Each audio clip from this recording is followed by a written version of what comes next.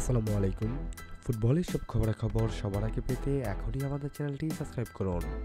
ভেনেজুয়েলার বিপক্ষে শুরুটা ভালো হলেও শেষটা ভালো হয়নি ব্রাজিলের। ৮৬তম মিনিটে ১-১ সমতায় থাকে খেলা।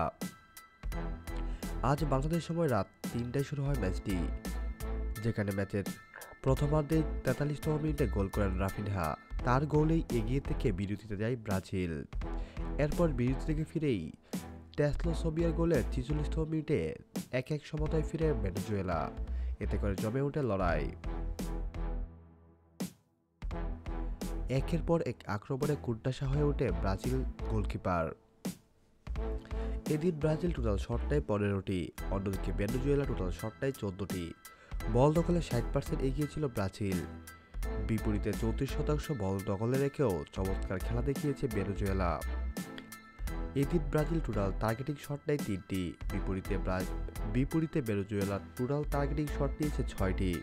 সম্মানিত ভিউয়ার্স, ব্রাজিল ভার্সেস ভেনেজুয়েলার ম্যাচটি আপনি কি লাইভ দেখেছেন? আপনি আপনার ব্যক্তিগত মতামত আমাদের সঙ্গে শেয়ার করতে ভুলবেন না। পরবর্তী নিউজের আপডেট সবার আগে পেতে এখনই আমাদের চ্যানেলটি সাবস্ক্রাইব করুন।